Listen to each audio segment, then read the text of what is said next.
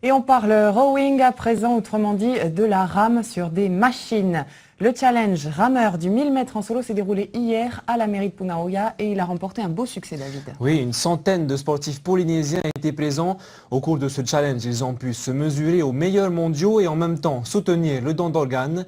On voit ça dans le reportage signé Oriano Tefo.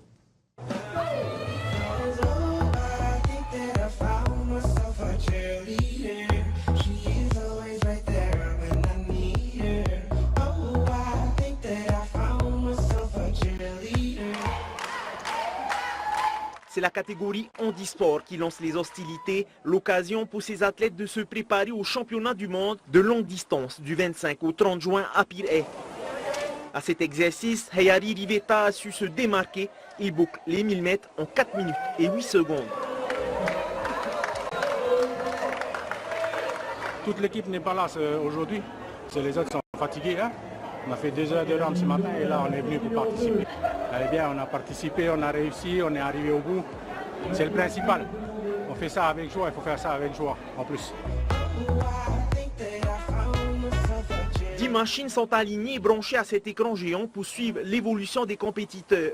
Ils doivent effectuer 1000 mètres à la force des bras, parallèlement au championnat du monde de rowing à Boston, aux États-Unis. Ainsi, nos athlètes pourront comparer leurs performances à l'échelle internationale.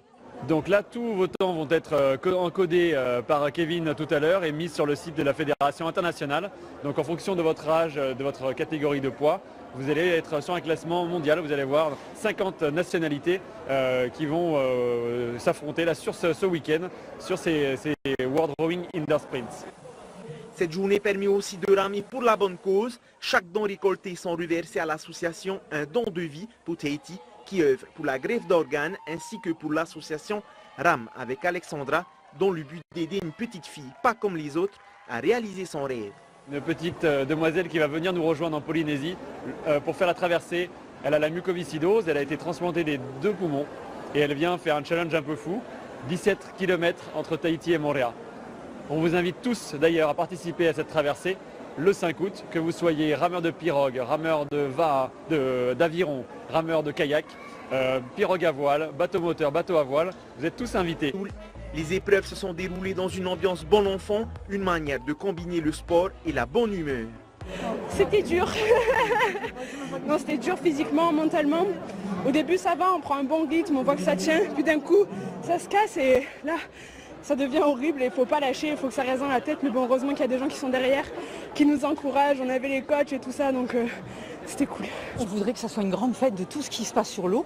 Donc nous, on est un tout petit club d'aviron naissant, mais on aimerait beaucoup, c'est vrai, que tous les rameurs, paddle, enfin tout le monde vienne pour accompagner cette jeune fille dans son désir de faire le Tahiti-Montréal à la rame et en même temps promouvoir le don d'organes. On trouve que c'est super.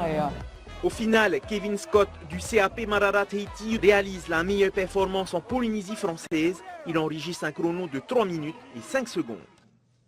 En sport, pour la première fois, les rameurs du Fénou ont participé au championnat du monde d'aviron en salle. La compétition s'est déroulée simultanément dans une cinquantaine de pays. À Tahiti, c'est à la mairie de Punaoya que les férus de la discipline se sont affrontés cet après-midi.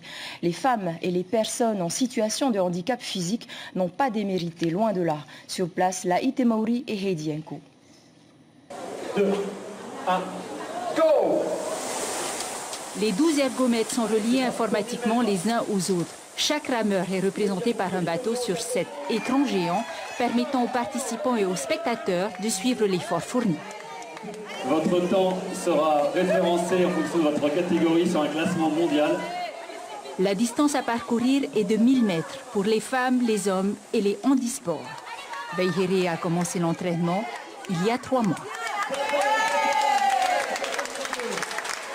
Quand je suis partie, ça y est, je suis déjà fatiguée. Et combien alors? Je sais pas. Je sais pas. Mais j'ai gagné. C'est un sport que j'apprécie énormément. Il y a une bonne ambiance et puis ça travaille sur toutes les parties du corps. Hayari remporte cette première série en 4 minutes, 8 secondes. On est en train de montrer au niveau des handicapés que même malgré l'handicap, On peut toujours venir participer, et puis le principal c'est de participer et puis montrer qu'on est toujours vivant. Les amatrices d'aviron en salle réalisent de bons chronos. Les sportifs de haut niveau du Fénois épatent avec un temps de 3 minutes 57 secondes chez les femmes et de 3 minutes 10 secondes chez les hommes. Ce matin, on a Steve Teo Tahata, que tout le monde connaît. Il nous a sorti un chrono d'un niveau national d'un rameur qui fait de l'aviron. Donc c'est quand même assez bluffant. Là on a encore quelques athlètes qui font du crossfit ou d'autres activités comme ça qui vont ramer et les grosses pointures ne sont pas encore passées. L'ensemble des profits est reversé aux associations Un don de vie et Rame avec Alexandra. Cette jeune femme atteinte de mucoviscidose, greffée des poumons il y a 4 ans, veut rallier Tahiti Amorea à la rame. On va être à 300 participants pour le don d'organes, pour Rame avec Alexandra. On est très contents. Alors comment faire pour toucher les licenciés du Baha? Ils ont leur compétition, mais on les attend pour la traversée. S'ils veulent venir, ils sont les bienvenus le 5 août pour faire la traversée avec nous sur l'eau. Et Alexandra sera à Tahiti le 23 juin. C'est la seconde édition mondiale des épreuves d'aviron en salle, mais la toute première en Polynésie française, organisée par le club d'aviron Cap Marara. Voilà, retrouvez les résultats de l'événement dans votre Tour au Sport demain à 17h.